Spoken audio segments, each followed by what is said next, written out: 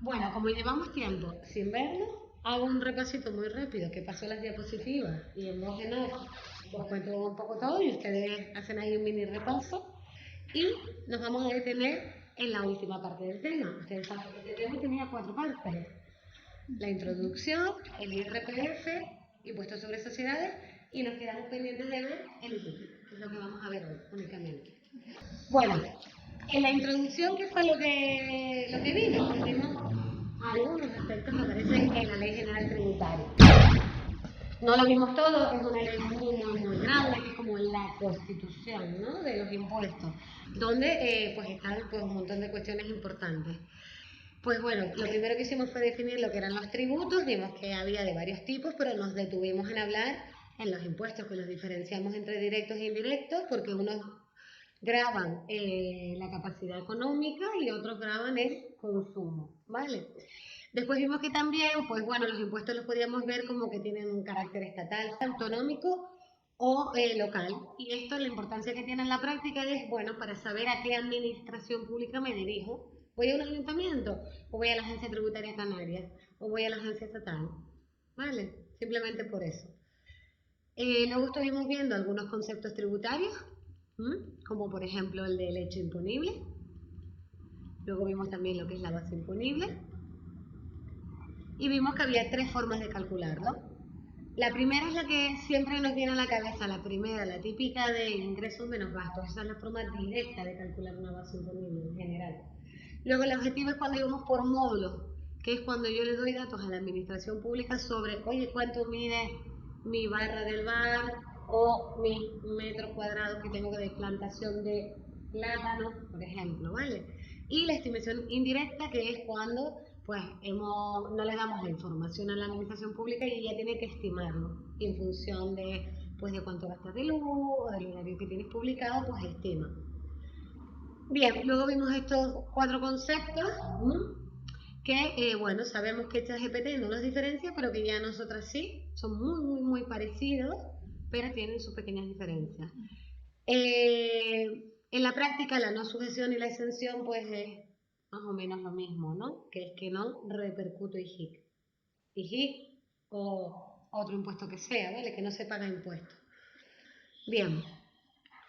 Después vimos este esquema de liquidación para terminar de explicar los otros elementos tributarios.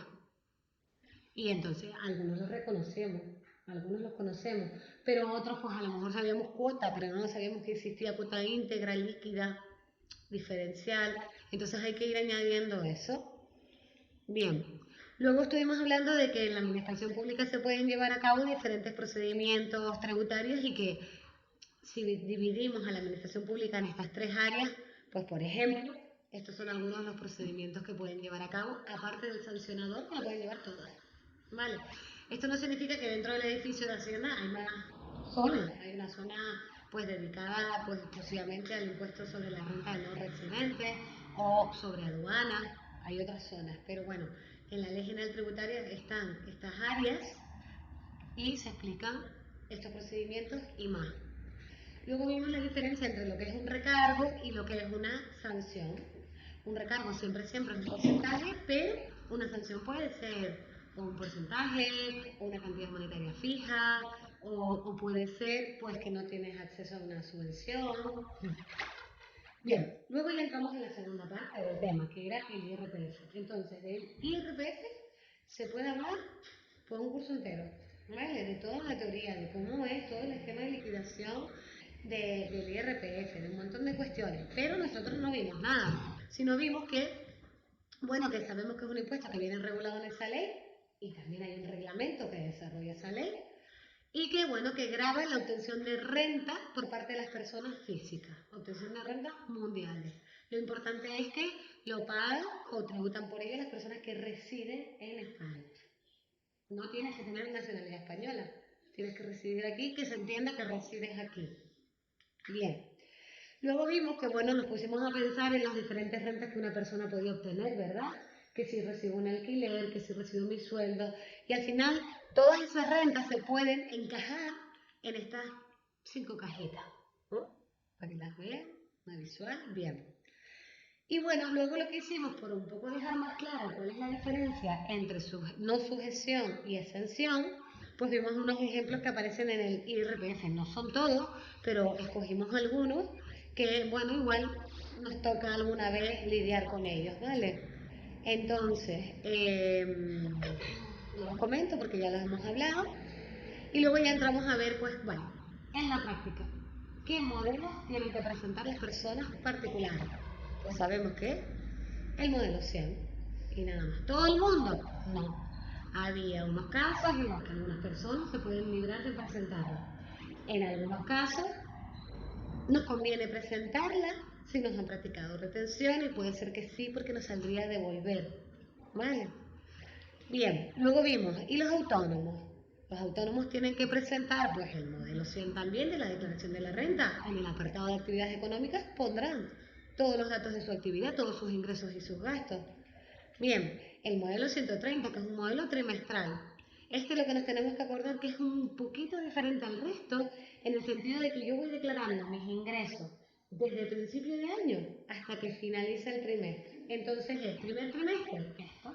El segundo trimestre abarca toda esta información y el tercer trimestre más. De hecho, el cuarto trimestre, lo que yo ponga de ingresos y de gastos, los totales, debe de coincidir con lo que yo ponga en el apartado de actividades económicas. Bien, luego, aparte también tendrá que presentar el modelo 111 si es que le ha practicado retención a alguno de sus trabajadores o a algún profesional. Y tendrá que presentar el modelo 190, que es un resumen anual. Vimos, ahora lo vemos, pero bueno, que es un modelo que simplemente aporta los datos de esas personas a las que le he retenido. Y luego también es posible que tenga la obligación de presentar el modelo 115 si es que ha practicado alguna retención al alquiler. ¿Vale? Y tendrá que presentar el modelo 180, que también es el resumen anual.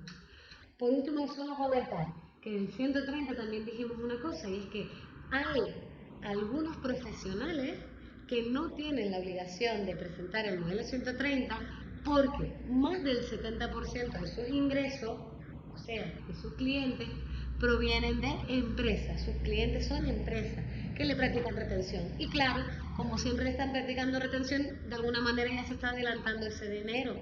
¿Vale? Y por eso no le obligan a presentar el modelo 130. ¿Mm? Lo importante es que esto hay que marcarlo siempre a través del modelo 036, porque todos estos modelos se presentan en la Agencia Estatal de la Administración Tributaria.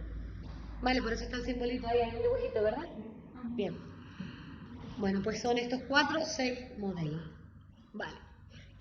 Bueno, aquí después entramos a hablar de estos modelos, como era el 130, que no voy a entrar ahora a hablarlo, y cómo es cómodo si tengo que rellenar un modelo 111 con esa información, el 190 que se ve ahí y ustedes en los apuntes lo ven, cómo tienen que poner los datos, y si he practicado una retención al alquiler, pues tendré que presentar el modelo 115, que es así de sencillo, y el modelo 180. Estos son modelos que yo se los pongo en formato PDF, pero realmente todo esto ya se presenta de forma telemática y tiene otra forma, pero realmente así se veía más bonito. Bien, ¿y las empresas qué tienen que presentar? Pues las empresas tienen que presentar, si han practicado retención, el modelo 111, ¿vale? Y el modelo 115, si han practicado retención al alquiler. Y también sus anuales. Recuerden que también dijimos otra cosita que es importante, y es que si algún trimestre, por algún casual, yo no practico retención a un trabajador, a un profesional, no practiqué ninguna en el trimestre, fue una casualidad, ¿vale? Igualmente tengo que presentar el modelo 111 con saldo cero, ¿vale? Bien. Dicho esto, después ya pasamos al impuesto sobre sociedades. ¿Y qué vimos del impuesto sobre sociedades? Pues lo primero que vimos es que es un impuesto que viene regulado en esa ley y también hay un reglamento que la desarrolla y que grava la obtención de rentas mundiales por parte de las personas jurídicas que residen en España.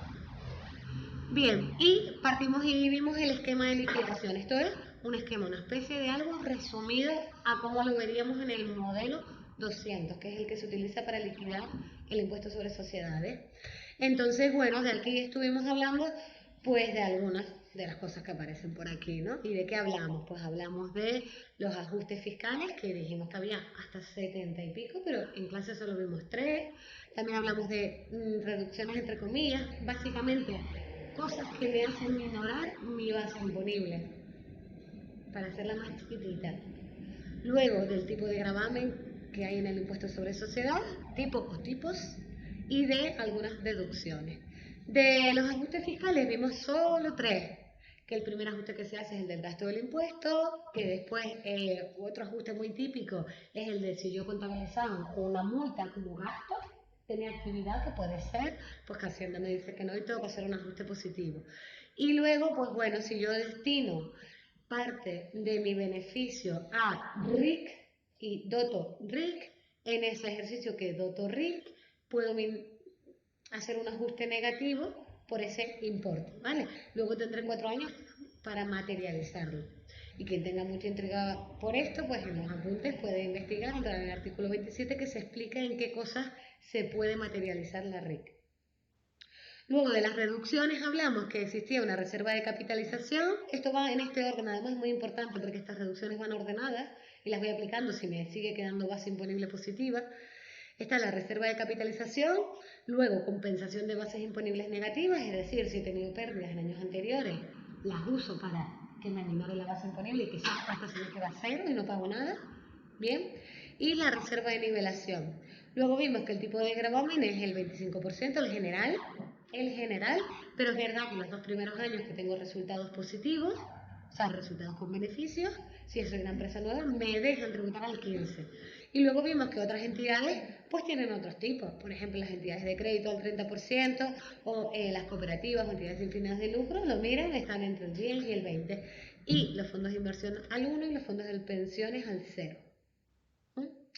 Bien, y luego de las deducciones vimos que estaba la que era para evitar la doble imposición internacional, que no entré mucho a explicarla, pero en los apuntes pueden leer un poquito, no hace falta saberlo mucho más. Y algunas deducciones que hay para incentivar determinadas actividades económicas. Y esta la menciono porque una de esas actividades es las actividades cinematográficas.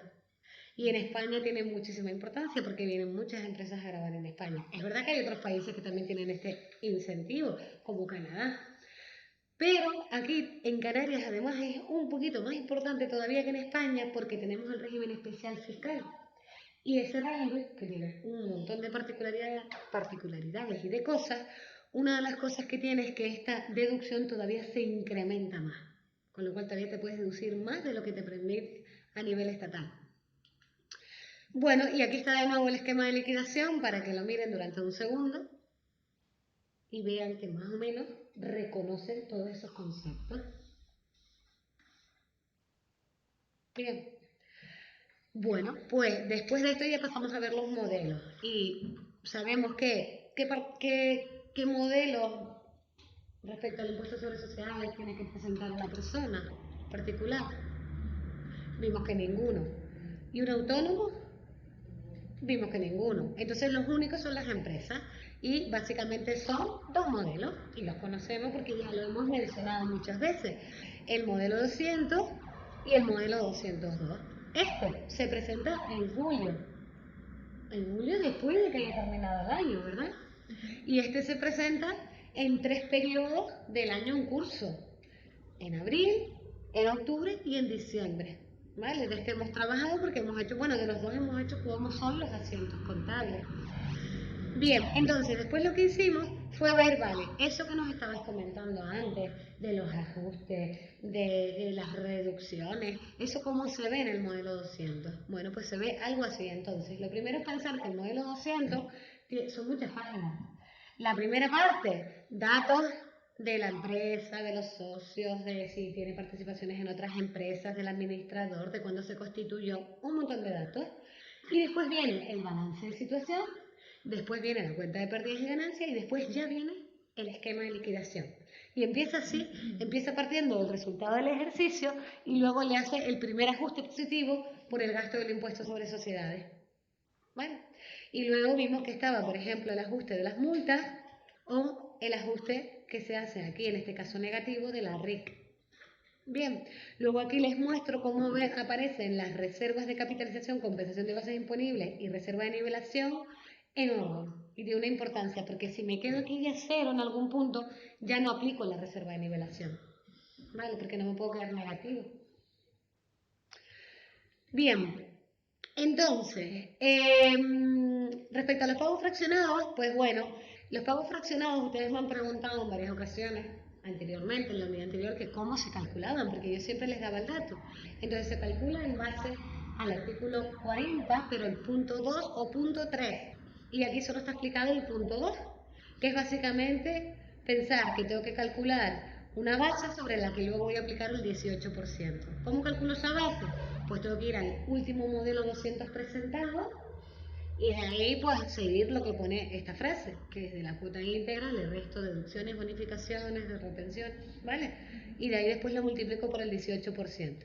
Entonces que nos dimos cuenta que si queremos calcularlo, pues si estoy en el primer periodo sí que tengo que tener cuidado porque tengo que ir al último modelo presentado, que fue en julio del año anterior, de 2022, pero que es el impuesto sobre sociedades de 2021.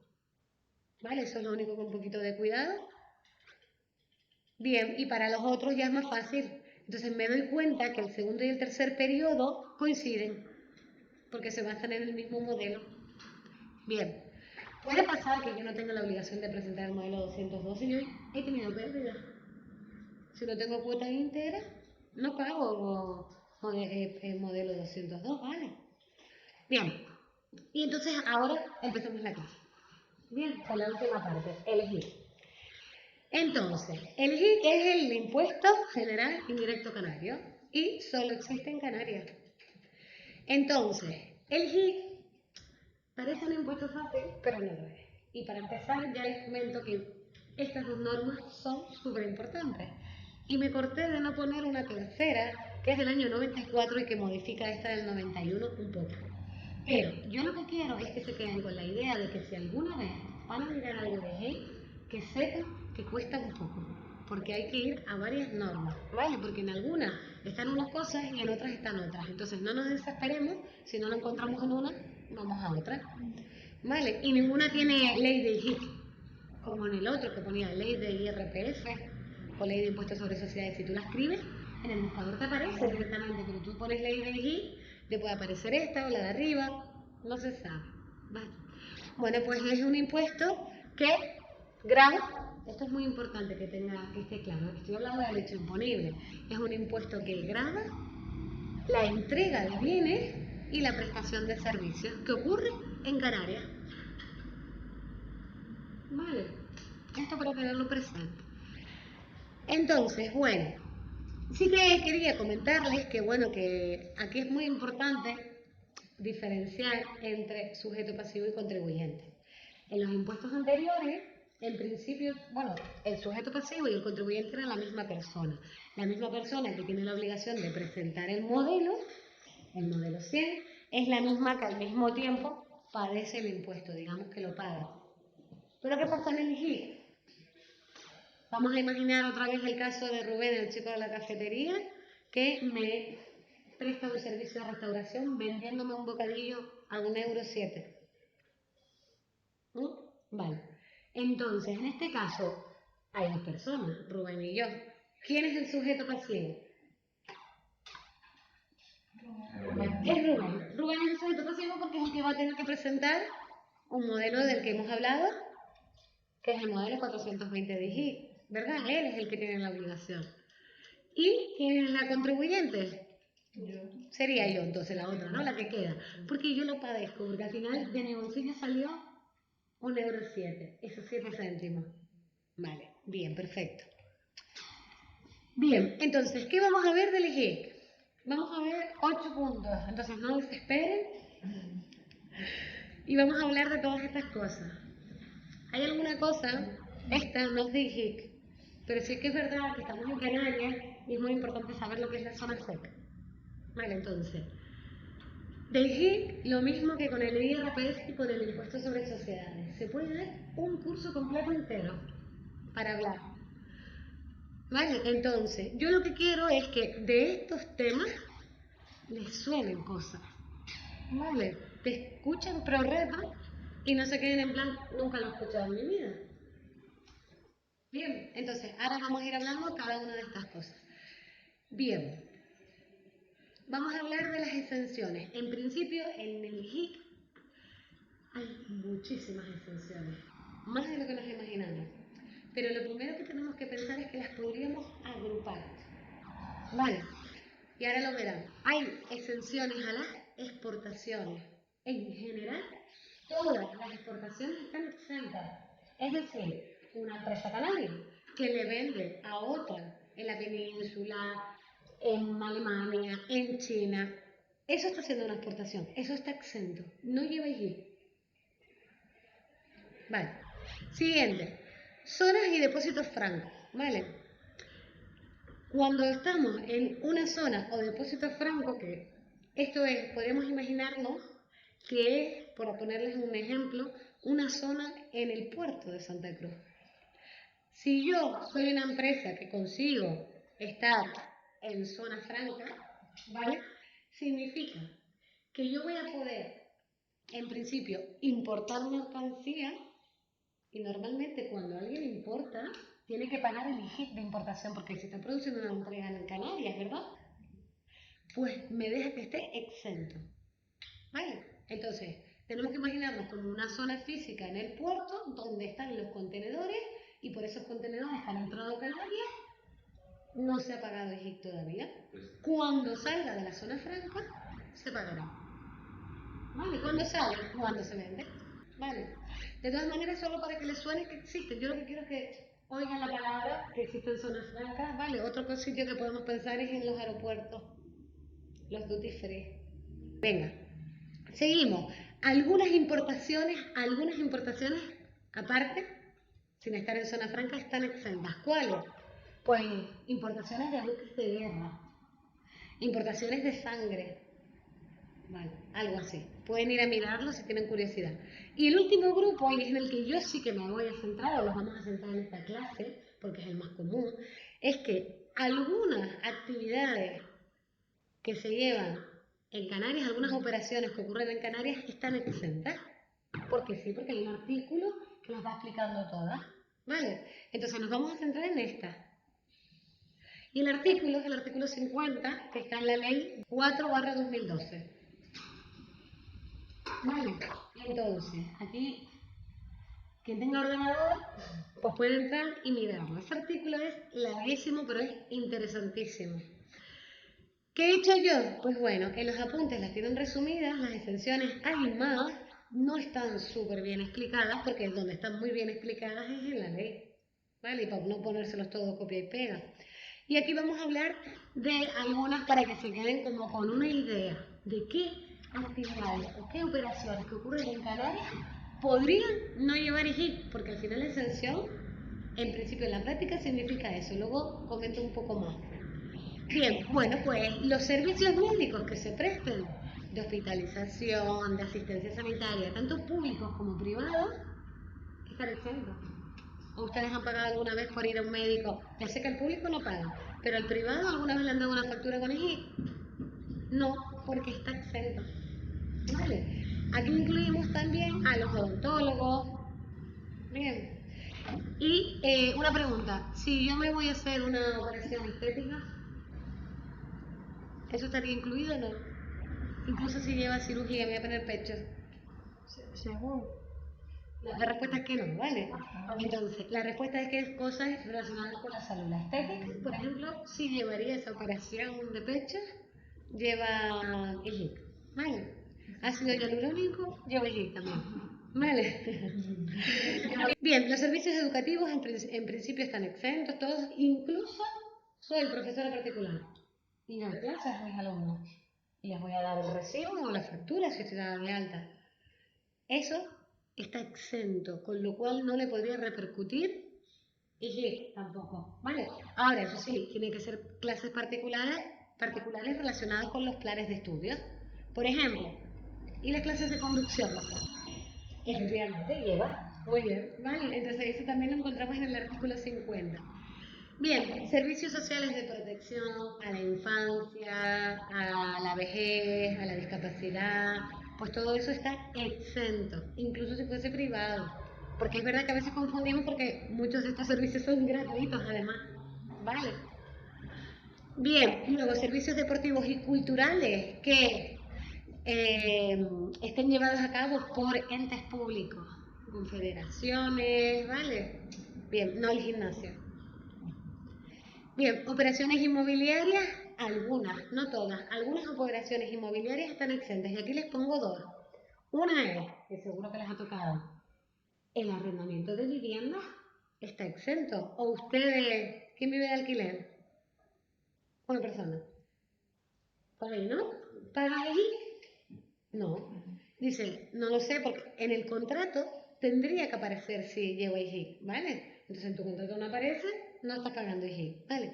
Y la otra que se ve aquí, la otra imagen, es porque las segundas entregas de vivienda están exentas. ¿Qué quiere decir esto? Las compras de vivienda de segunda mano. ¿Vale? Por eso pagamos el otro impuesto, el de transmisiones patrimoniales onerosas. Vale, no hemos entrado a explicar este impuesto, ni mucho menos, pero una de las cosas que dice es que cuando está exento de IGIC, entonces hay que pagarte peor. Muchas empresas, cuando se dedican a estas cosas, siempre están buscando la triquiñuela porque prefieren que esté sujeto a IGIC, porque recuerden que para la empresa el IGIC no es un gasto. ¿Verdad que nosotros no lo contabilizamos una cuenta del grupo 6? No es un gasto. La empresa es una mera intermediaria. Le puede fastidiar la tesorería, sí, le fastidia la tesorería, pero no es un gasto. ¿Vale? Bien, ¿qué más cosas están exentas? Pues algunas operaciones financieras, habría que mirarlas, ¿vale? Pero abrir una cuenta corriente, pues no me cobran. Y por eso, ¿vale?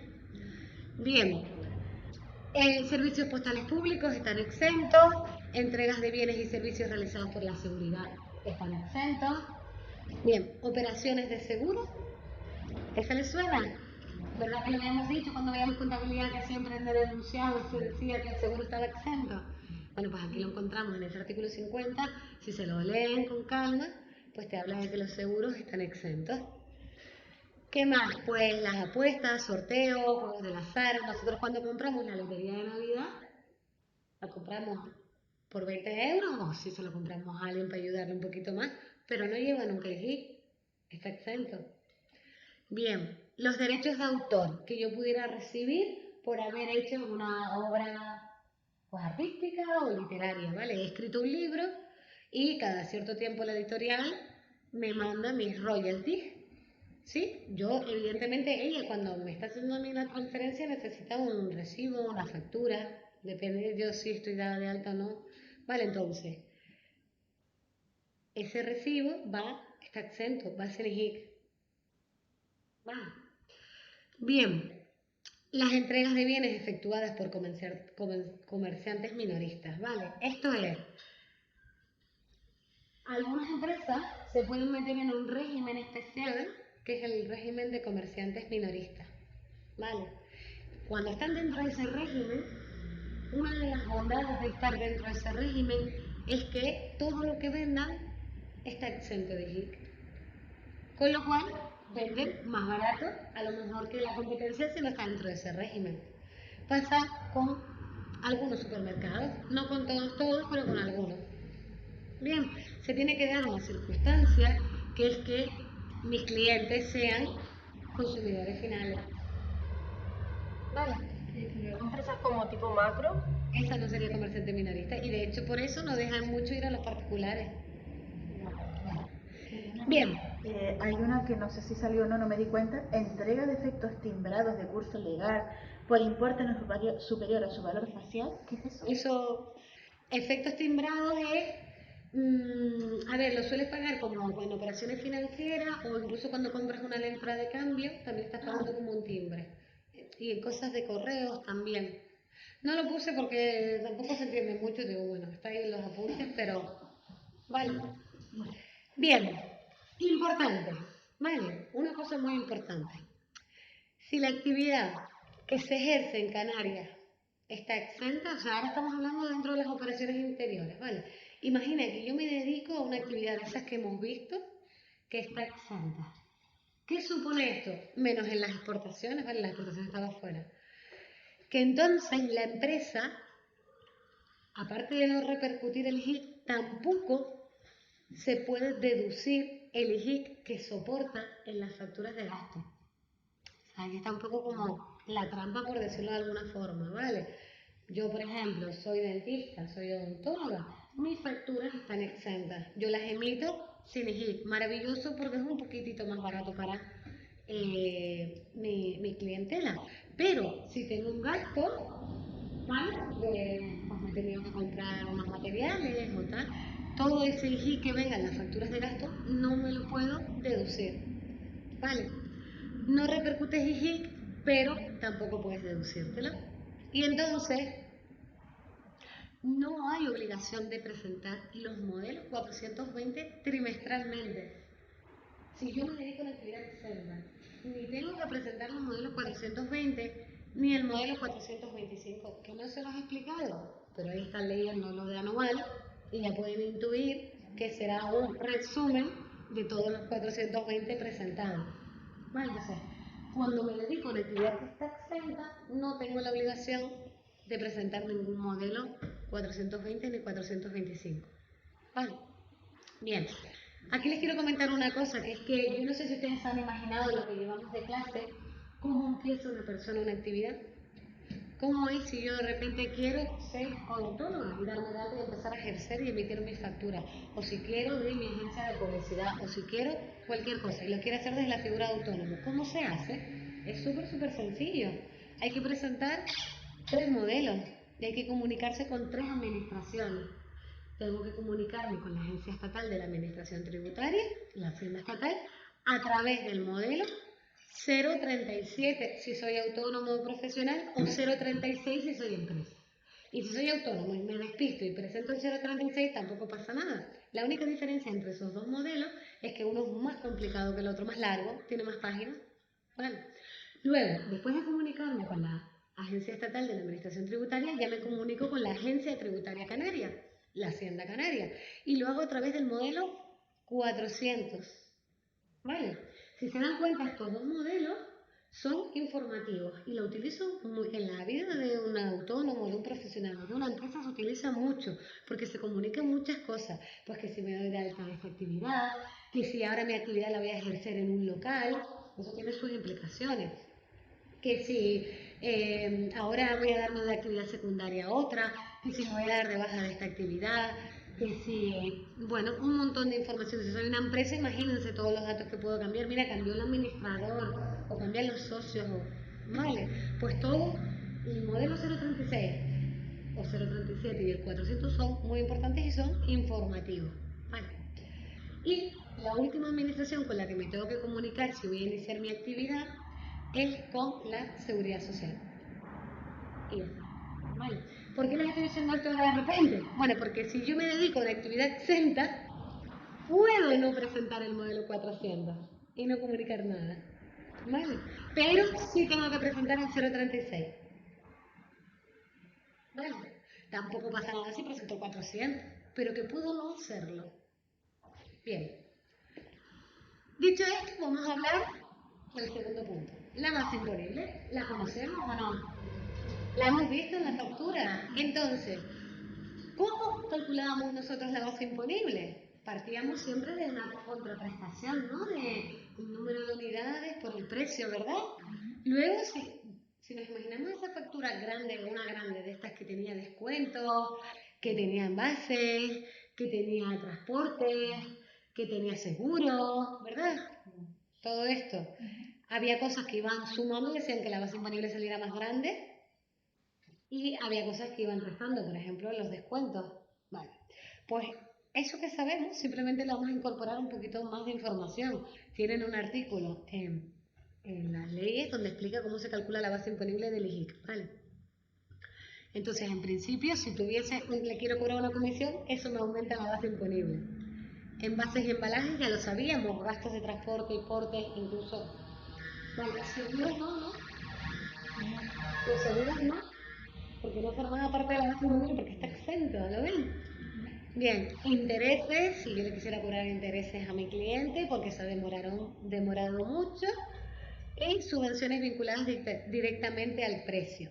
Vale, esto nunca lo hemos hablado, pero es posible, existen muchos tipos de subvenciones. Subvenciones al capital, por ejemplo, para que hagas una inversión muy grande, te dan un dinero por si quieres construir un granero, ¿vale? Luego hay inversiones que son, digo, subvenciones que son tipo más ayuda, por ejemplo, cuando pasó lo del COVID, pues muchas empresas pudieron pedir una ayuda y era como para que, no sé, la cuenta de ingresos y gastos pues no le fuera como muy mal. Vale, y luego están estas subvenciones que están vinculadas directamente al precio de un producto. Por ejemplo, me dedico a vender huevos y el Estado, por cada huevo que yo venda a 1 euro en vez de a 1,50, que en verdad lo que a mí me está costando porque es difícil, el Estado me da 50 céntimos. Y entonces yo digo, vale, pues lo vendo a 1 euro. ¿Lo ven? Pero la base imponible sobre qué la calculo, sobre mi euro al que vendo más los 50 céntimos que me da el Estado. Esto simplemente para que lo sepan, ¿vale? No les voy a poner ninguna actividad de esto ni nada, pero que sepan que existe, ¿vale? Y cuando ya le resto los descuentos, por fin, en este ejemplo donde está todo numérico, la base imponible nos saldría 560 euros. Sobre esto voy a aplicar el tipo de gravamen, que eso es lo que conocemos, que en la factura siempre tenemos nuestra casillita, ¿no? Para poner cuota de IJIC y entre paréntesis el porcentaje que se aplica. Que hemos trabajado nosotros mucho en clase, que el tipo de gravamen es del 7%. Vale, vamos a hablar del tipo de gravamen. Tipo o tipos de gravámenes. ¿Por qué digo esto? Bueno, estos vienen entre el artículo 52 y 57 de la Ley 4/2002. Muy, muy interesante leerlo. Entonces, los tipos que existen son estos. ¿Vale?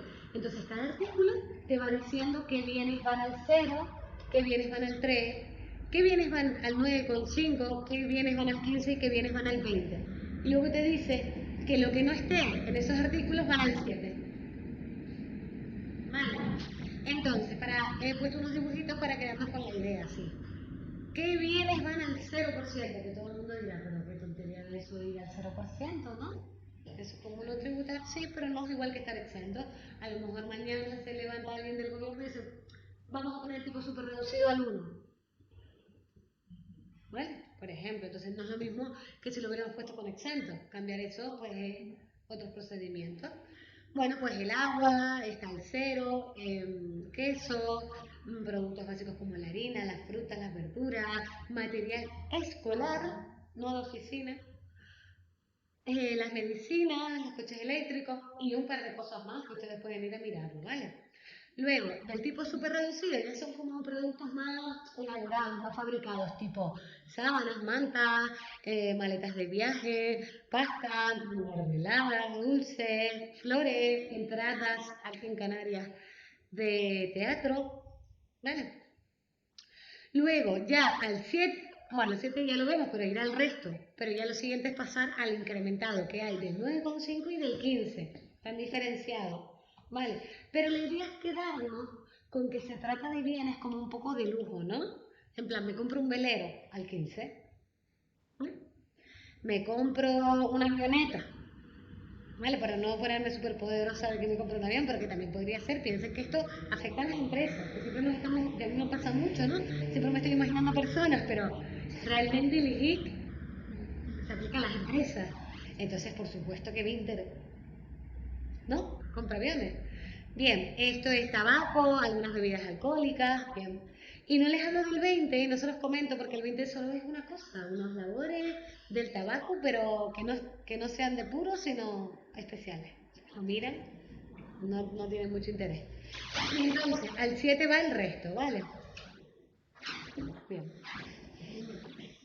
Dicho esto, terminamos con el tipo de gravamen, que básicamente nos tenemos que quedar con que al 7 es lo general, al 0 las cosas hiperbásicas, al 3 cosas necesarias pero más elaboradas, y después las cositas de lujo, algo incrementado. Esa es la idea, ¿vale? Siempre que queramos saberlo, podemos hacer dos cosas: ir de valientes a mirar los artículos o llamadita al 012 gratuito. Y el número 3, atención tributaria, son unas personas maravillosas y les atienden todas las consultas que quieran. ¿Vale? Entonces, cuando estoy aburrida, estoy esperando el tranvía, tengo dudas de esto, ¿cuánto iría? ¿Llama? ¿O quieren resolver el tipo? Llaman, a ver si... Vale. Bien. Ahora vamos a hablar de los regímenes especiales. Ya estamos en la mitad. Bien, yo lo que quiero con esto es que sepan que existen. No nos vamos a aprender, ni los voy a explicar ni nada, porque eso, de nuevo, eso lo aprende una persona que estudia un máster de fiscalidad y le diría que en realidad casi nadie, porque si estudias un máster de fiscalidad es en la península. Entonces te hablan de los regímenes de allá, no de aquí. Vale. Bueno, pues ¿cuáles hay? Los pongo así para que los vayan viendo y ahora les pongo una imagen. Bien, hay estos y hay algunos más. Por ejemplo, el régimen especial de viajeros, que les comento. Pero como esto afecta más a las personas físicas, pues no digo nada. Pero estos son los que vamos a comentar. Y como ven, el último está en negrita, ese sí lo vamos a hablar. Vale. La idea general con la que quiero que se queden respecto a los regímenes, aunque no vamos a entrar sobre cuáles son los requisitos, cuáles son las ventajas de estar, lo que sí me gustaría es que se quedaran con la idea, menos el primero, bueno, sí, que se quedaran con la idea de que si estoy dentro de alguno de estos regímenes, no repercute en él. Vale, esa es como una de las ventajas. No repercute en él si estoy en alguno de estos regímenes.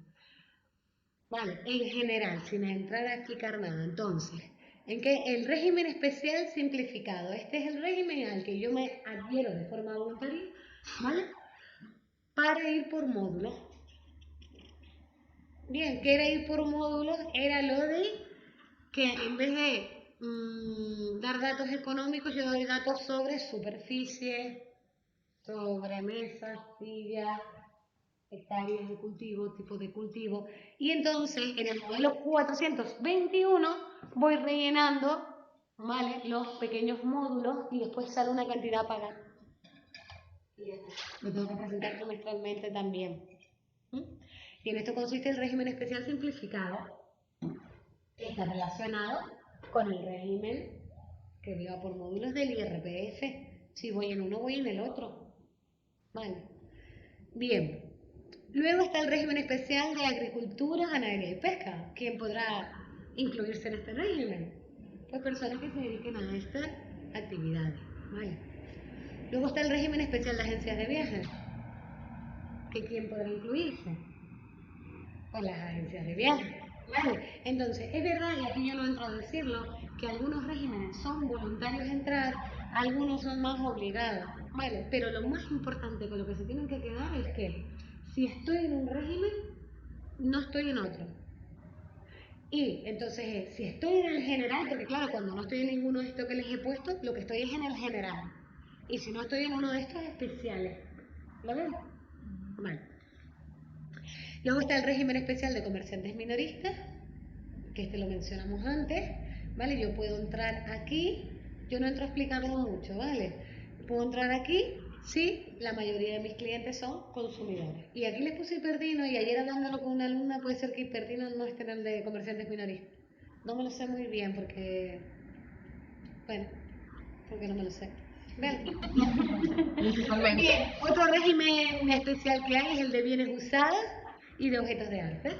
¿Vale? Si yo me dedicase a la actividad, porque empecé con un rastro, pero ya me están viniendo cosas muy chulas y me dedico a vender cosas que son de arte y tal, pues puedo entrar dentro de este régimen.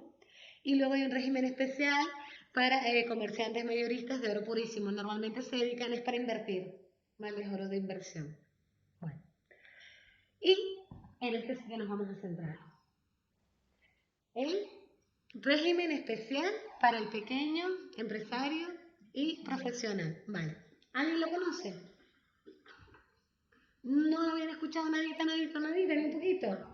Vale, el REPEP. Bueno, igual mucha gente pues ni pronuncia la P. Entonces, este es un régimen nuevo relativamente. Vale, desde 2018-19 por ahí está. Y es un régimen al que se pueden acoger ¿quiénes? ¿El pequeño empresario? Ahora le saco la lista, sí. El pequeño empresario o los profesionales, ¿vale? ¿Qué requisitos tienen que cumplir para poder estar dentro de esto? Tienen que estar veteranos, ¿vale? tienes que facturar menos de 30.000 euros. Ya no entras, ¿verdad? Estaba viendo a ver si tu padre se podía meter aquí. No, eso no, pero que 30.000 euros cualquier empresa pequeña. Claro, de hecho esto es para personas, ¿no? Empresarios y profesionales. Vale, entonces, cualquier autónomo factura más de 30.000, pues sí que puede ser, depende. Bueno, yo tengo varias personas que les ayudo, ustedes saben que yo ayudo a la gente, que van a estar en repente. Lo que siempre le cuento como ejemplo, y mira que me corto. Bueno, que están aquí, vaya. Es verdad que lo que tú dices se pasa rápido y que esto no son beneficios, esto es facturación. Si luego tengo unos gastos de 25.000, vale, entonces por eso determinadas actividades no les es interesante, no pueden, vamos. Bueno, pues lo importante es esto, ¿no? Que la facturación no supere los 30.000 euros. En términos generales, luego hay más particularidades. Pero entonces, cuando yo voy a empezar mi actividad, y yo qué sé cuánto voy a facturar, ¿qué hago? Bueno, pues por el modelo 400, inicio mi actividad diciendo que quiero estar en el RP. Y mi primer año puedo estar en el RP. ¿Vale? Bien. ¿Qué implicación tiene estar en el RP? Que mis facturas están exentas de IGI. Es decir, emito facturas para mis clientes y puedo ser un poquito más barata que mi competencia, que me viene bien, ¿no? Si estoy empezando o si facturo un poquito, por lo menos un poquito de esa ayuda. Lo más importante, o una de las cosas muy importantes, es que si yo no pongo IGI en la factura, como todo el mundo espera ver el IGI, pues debo de indicar que no lleva IGI por exención por franquicia fiscal. No hace falta que le especifique que soy pobre o capaz de empezar mi actividad. Vale, no hace falta, sino exención por franquicia fiscal. Y así, porque si no me va a preguntar y me va a decir, oye, pero si tú lo que haces lleva el 7%, ¿vale? Bien, ¿qué pasa si después me he dado de alta este año y al final sí que facturé hasta 100.000 euros? ¿Qué hago? Porque ya pasó todo el año. Vale. Bueno, pues la solución está en que el modelo 425 que mencionamos antes lo tienen que presentar todos los años. ¿Vale? Entonces, en ese modelo 425 se informa de todo el IGI que yo he repercutido en el año y de todo el IGI que yo he soportado con las bases imponibles incluidas. Con lo cual se ve, la base imponible es un poco la facturación, ¿no? Se llega a ver si superó o no. Si no he superado, le pongo los 100.000. El siguiente año, ahora que empieza, porque este modelo 425 se presenta en enero, al igual que el 190, que el 180, que todos los últimos trimestres, ¿vale? Se presenta en enero. Y entonces, yo en enero, si le estoy dando la información del que el año anterior me pasé, le informo y me salgo del régimen y me pongo en el régimen general. Y este año que acaba de empezar, que estamos en enero, empiezo facturando ya con IGI. ¿Vale? Pero no te aplican un recargo o algo. No, nada. Puedes empezar en enero, te das de alta en este régimen y en enero del siguiente ya te cambia. Sí, si te has pasado. Y ¿Vale? si te pasas ese año pero el siguiente no. Entonces puedes volver a entrar. Genial. Entonces, una cosa más, porque este régimen es muy interesante. Bueno, dos cosas más que les voy a decir. Claro, estoy exenta si estoy dentro de este régimen, con lo cual no tengo que presentar los modelos 420. No los tengo que presentar. Eso es muy interesante. Cuando estoy empezando mi actividad, que yo lo que quiero es dedicarme a lo mío y no estar liada con esto, es muy interesante. Pero no me debo olvidar que sí que presento el 425 todos los años. Cuando yo era odontóloga y tenía una actividad exenta por sí, fuera del régimen, estoy en el régimen general, yo no tengo obligación ni de presentar el 420 ni el 425, nada, lo live total. Pero cuando sí que hago una actividad que está sujeta a IGI, solo que me meto dentro de este régimen, no presento el modelo 420, pero sí el 425. ¿Vale? Y ya por último, solo decirles, por si alguna vez les da por emprender, que tengan mucho cuidado, porque si yo, cuando voy a iniciar mi actividad, empiezo a reinar ese modelo 400, hay un apartado donde me preguntan en qué régimen quieres estar. Si yo pongo el general porque no conozco este, luego me castigan 3 años sin poderme meter en este. ¿Vale? Así que mucho cuidado, que yo he tenido anécdotas de estas. Que no se las voy a contar porque no puede ser. Vale. Bien, hasta aquí bien. Sí. Vale. Pues entonces vamos a hablar de la prorrata. A ver, la palabra también nos dice, ¿no? Resulta que existe la prorrata de IGIC. ¿Y cuándo? ¿Y cómo? Y bueno, ¿qué quiere decir? Bueno, a veces pasa que una misma persona, física o jurídica, si un autónomo o una empresa, lleva a cabo dos actividades. Y una está exenta y otra no, ¿verdad? Eso puede pasar perfectamente. Vamos a suponernos el caso de que yo soy abogada por las mañanas y profesora particular por las tardes. ¿Vale? Tengo dos actividades. La de abogacía está sujeta a IGIP y la de profesora está exenta. ¿Sí? Entonces, bueno, ¿qué pasa ahí? Que tengo dos actividades. ¿Tengo que presentar modelos 420? Sí, por la actividad de abogada. Vale, por la otra estoy exenta, perfecto.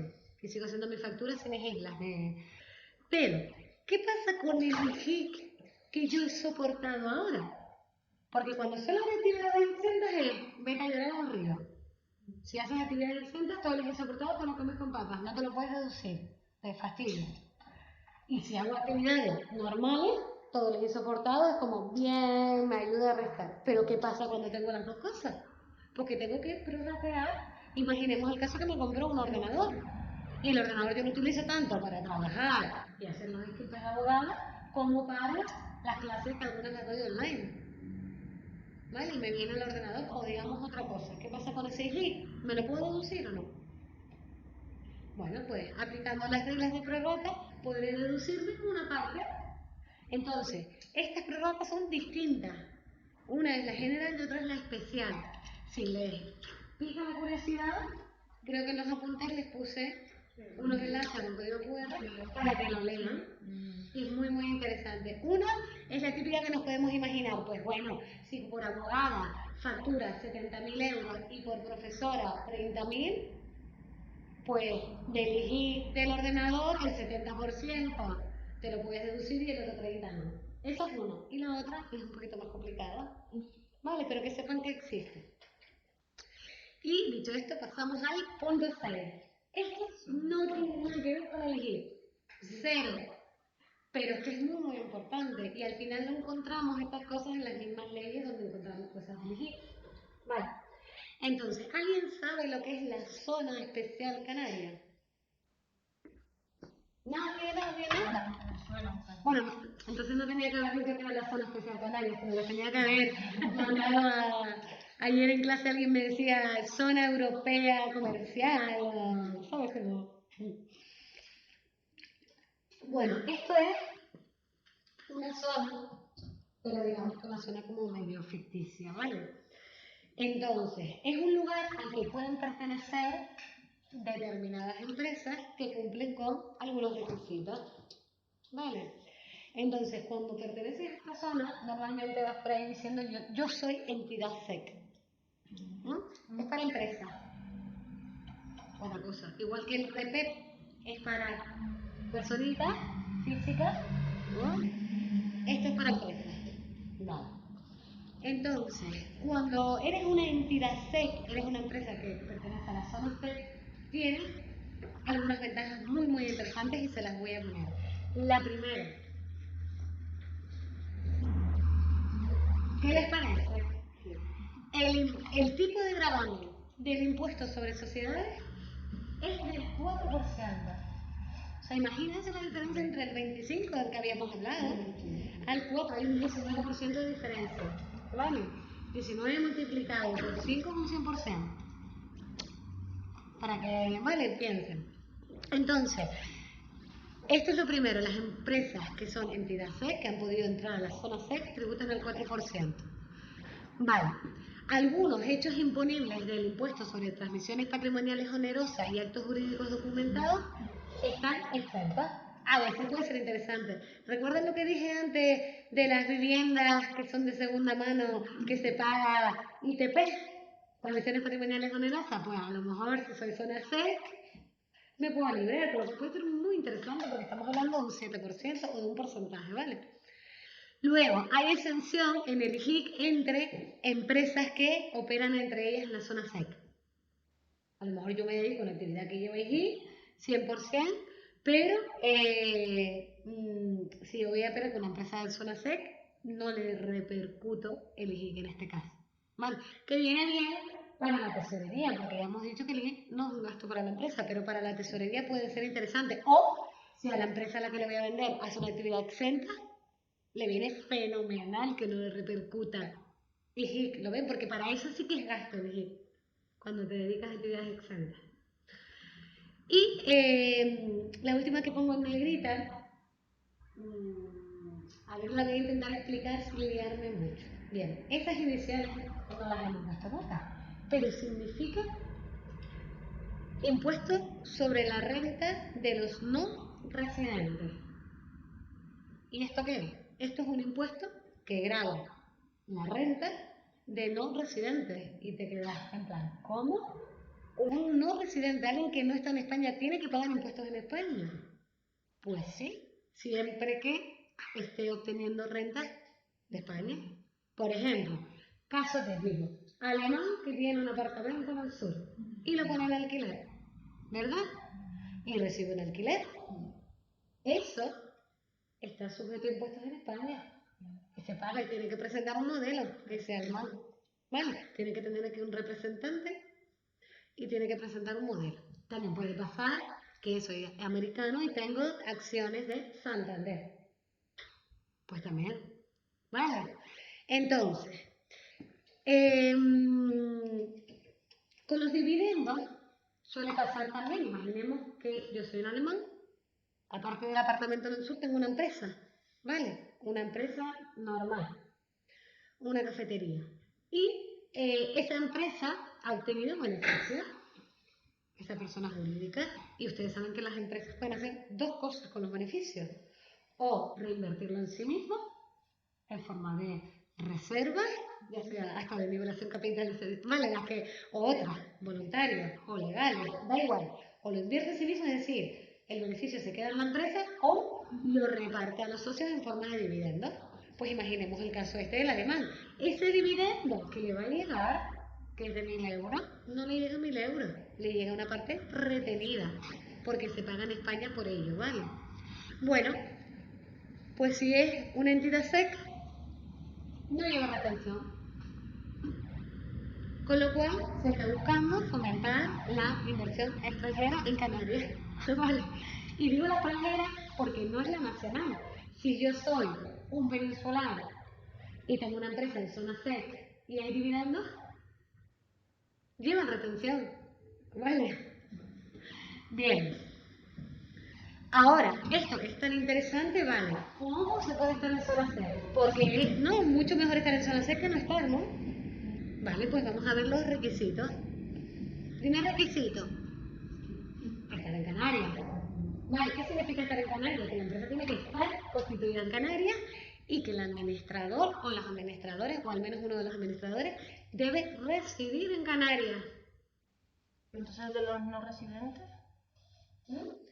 Claro, porque es que el administrador es, nosotros, figuras importantes en la empresa están los papás, que son los socios, ¿vale? Y el administrador, que es el representante. ¿Qué ocurre muchísimo aquí? Que siempre uno de los socios es además el representante. Pero si yo estoy en Alemania, ¿qué tengo que hacer yo? Pagarle un sueldito a alguien y que sea mi administrador. Y además, pero bueno, esto es otro tema, para que ese sueldo del administrador sea un gasto deducible, encima tiene que estar puesto en la escritura de constitución. ¿Vale? Bueno, pero eso es otro tema y da igual. Entonces, estar en Canarias, ¿bien? Y dedicarte a una actividad que esté dentro de un listado, de un catálogo que tiene la zona 6. Es decir, no puede ser cualquier actividad. Ejemplo que me está pasando ahora, vale, ya me toca. Mi cuñada, es que ella es odontóloga, se va a comprar una clínica, le cuesta 500.000 euros. Vale.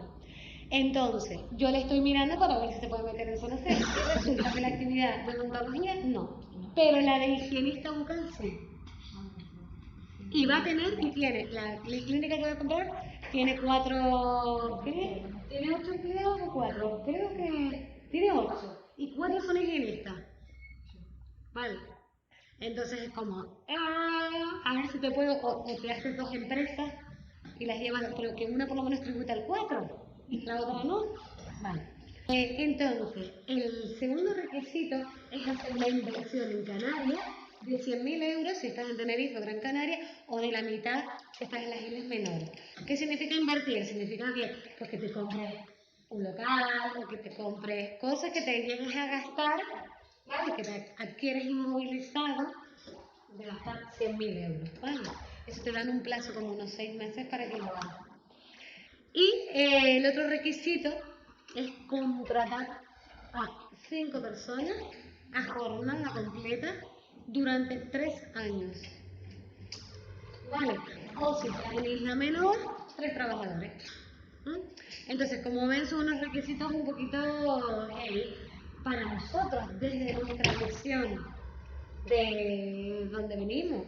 Para otras empresas es muy fácil. Entonces, aquí tengo otra anécdota. Mi cuñado, otro, es ingeniero, que también tenía anécdotas con el impuesto de no residentes.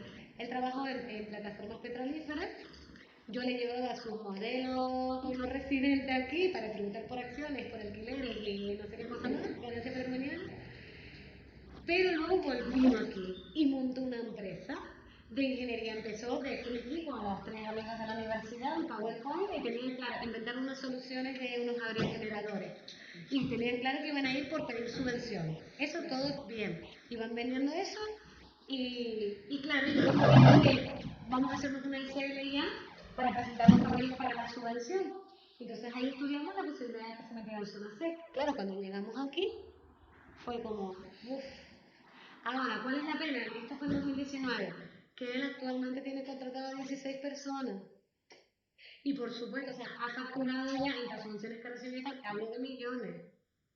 ¿Vale? Entonces, es una pena que él, por eso, que alguien, quiero decir, empresas grandes y tal, sí que es muy fácil para ellos hacer esto, porque al final 100.000 euros no es tanto, pero él que empezó con su PowerPoint, con no sé si nos van a dar la subvención o no, no se haya podido meter aquí y desde el principio contrató gente, o enseguida necesitó a alguien de marketing, tiene más ingenieros y bueno, pues esa es la anécdota, pero es muy, muy interesante. Y ya por último,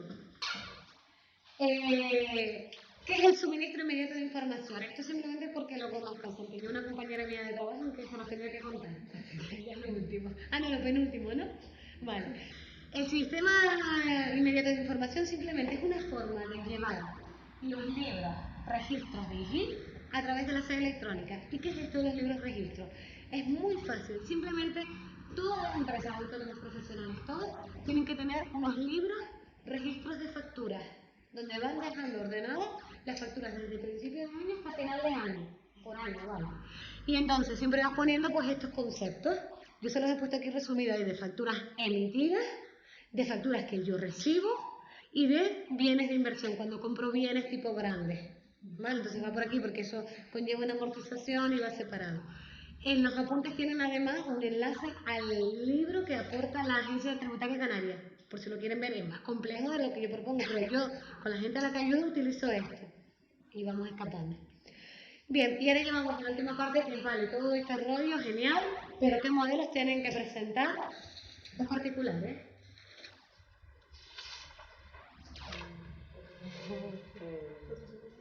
Los particulares en principio no, ¿no? ¿Por qué? Si yo soy particular, yo soy profesora. ¿Tengo que presentar? Sí, porque cobras más de... ¿no? Bueno, Pero yo soy profesora que digo, contratado por alguien. Yo no tengo actividad. Particular, recuerden que era el que no tenía, lo habíamos entendido como esa persona física que no tenía actividad. ¿Tiene que presentar modelo 420? No. Bueno, aquí acaba de aparecer un asterisco. Hay un caso en el que sí, y lo hemos mencionado alguna vez, y es que si yo soy dueña de un local, se lo cedo a una empresa y tengo que emitir un recibo, de hecho me practica retención. Vale, digo empresa porque es que tiene que ser local o lugar donde se ejerce actividad económica. Podría ser incluso una vivienda, pero se ejerce actividad económica. Por eso mi cliente o mi arrendatario tiene que ser empresa. Y yo le hago un recibo, porque yo no estoy nada de hacer ninguna actividad, y le tengo que poner el IGIC. solo en este caso tendrá la obligación de presentar un modelo 420. ¿Vale? Bien, y por tanto, también el 425. Bien. ¿Y los autónomos? Aquí tenemos nuestras cajitas. ¿Qué tienen que presentar los autónomos? El modelo 420, lo sabemos. El modelo 425, que ha salido en esta clase, ya lo hemos mencionado, es un resumen anual de todos los 420 que yo he presentado, tiene que cuadrar. O sea, que la suma de lo que yo he puesto de base imponible en todos los 420, la suma total tiene que ser lo que pongo en el 425. Vale. Y luego el modelo 415. Este modelo es un modelo de carácter informativo. Solo se informa, en este se paga, en este se informa y en este se informa. Es un modelo que se utiliza para declarar o informar a Hacienda y a la Canaria. Ustedes siempre luego fíjense, ¿vale? De las operaciones que he tenido con terceros que han superado los 3.000 euros anuales. Es decir, yo tengo un cliente al que le he vendido tanto como que llegamos a los 3.000 euros, tengo que poner su información en el modelo 415. Significa que febrero, que es el mes en el que estamos, porque no se lo he dicho, se presenta en febrero. Entonces, en febrero muchas empresas se están llamando para presentar el modelo 415 en Canarias. Este es solo de Canarias. Pero es que hay otro, que es el modelo 347 y está en otro color. Eso significa que se presenta en otra administración, en la agencia de la administración estatal, ¿vale? La estatal, en la agencia estatal de la administración tributaria. Y este modelo es igual que el 415, pero es para toda España. Entonces es una más canaria. Tengo que declarar todas las operaciones que haya llevado con terceros que hayan superado los 3.000 euros, ¿vale? Entonces, en Canarias se presentan ambos, en la península solo se presenta este. La diferencia, ¿vale? ¿Qué decirles? Que está escrito en los apuntes, pero simplemente que, claro, qué coñazo, ¿no? Presentar todas las operaciones que llevo con todo. Bueno, pues en el 347, si tú ya has dado la información en otros modelos, no tienes que presentarlo. Por ejemplo, si yo en el 190, que es el resumen del 111, yo ya he aportado datos de aquellos profesionales a los que les he retenido y que superé a lo mejor los 3.000 euros o no, da igual. Pero si yo ya aporté la información del 190, no lo tengo que poner aquí para que no sea tan duplicada la información. ¿Vale? Pero lo importante es que nos quedamos con la idea que el modelo 347 se presenta en la Agencia Estatal de la Administración Tributaria y declara las operaciones con terceros que superen los 3.000 euros anuales, ¿vale? Y que el 415 es solo para las operaciones en Canarias. Vale. Dicho esto, vamos a verlo un poquito en detalle. Yo sé que el 420 lo hemos visto en clase. Tengo este apartado de IGIC devengado y este apartado de IGIC deducible. Son un poco diferentes ambos apartados. Ustedes mírenlo con cariño, pues las primeras líneas, miren. Bien, cuando se presenta, lo conocemos ya en clase. El 425 es un resumen, aquí se lo pongo un resumen de los 420. Entonces, aquí tenemos, si estoy en el régimen ordinario, ¿cuál es la base imponible que repercutí? Pongo el tipo y me sale la cuota y todo eso son los totales de todos los 420. Vale, por abajo tengo el IGI deducible. Y bueno, este modelo tiene muchas páginas, pero si alguna vez les toca presentarlo por primera vez, seguramente alguien les enseñe. Pero es que si no, de verdad, el 012, ¿cómo ayudan? Y te ayudan un montón a presentarlo todo, porque muchas veces de error, no sabes por qué, y te ayudan muchísimo. Bien, ¿cuándo se presenta el modelo 425? En enero, o sea que ya finalizó el plazo. Vale, en enero, ¿por qué? Porque yo presento el del cuarto trimestre, lo presento en enero, y al ratito después presento el 425. Vale. El 415 se presenta en febrero. O sea que cuando ya hemos terminado, enero es horrible. Enero es horrible para las empresas, para los autónomos, para las asesorías, es como una pesadilla. Y ya en febrero, que está todo más liberado, se dedican a llamarse, a darse el feliz año y a pedir las carteras y los saldos. Vale, bien. El modelo 347 es en el mismo plazo. Y, importante, ¿vale? Con los autónomos, ten en cuenta que si el autónomo está en el REPEC, entonces no debe presentar modelo 420, pero sí debe presentar el modelo 425 para informar de si ha superado o no los 30.000 euros. ¿Vale? Si el autónomo realiza únicamente actividades exentas, entonces no debe presentar ni modelo 420 ni 425. Bien, ahora las empresas que tienen que presentar lo mismo que los autónomos. Fácil, fácil, lo mismo. ¿Vale? Ten en cuenta que si la empresa realiza únicamente actividades exentas, no debe presentar modelo 420 ni 425. Bien, y el modelo 417 es un modelo que se utiliza, es el que se utiliza para presentar los libros registros a través del sistema inmediato de información. Vale. Aquí pone, las empresas inscritas en el registro de devolución mensual, REDEME, obligadas a la llevanza de los libros de IGIC a través de la sede electrónica ya, ¿vale? Mediante el suministro inmediato de información, por lo que deberán liquidar el IGIC a través de... esto es para liquidar, claro. Esto es para liquidar el modelo, o sea, el IGIC. Cuando tienes la... A ver, tú puedes optar por el suministro inmediato de información de forma voluntaria, ¿vale? Pero para algunas empresas es obligado. Normalmente, grandes empresas que facturan más de 6 millones o empresas que están en el registro de devolución mensual. ¿Cuándo pasa esto que estoy aquí? Fíjense el nombre, registro de devolución mensual. Probablemente sean empresas que se dedican a exportar, tienen gastos con IGI y ahí las exportaciones sí te lo puedes deducir. Es la única, ¿vale? Y claro, no te vas a pegar todo el año porque eso te jode la tesorería. Entonces te metes dentro de este registro y entonces Hacienda te devuelve todos los meses el IGI que has ido soportando. Vale. Pues dicho esto, esto es todo, amigos. Y hemos terminado, ¿vale? Es heavy todos los impuestos.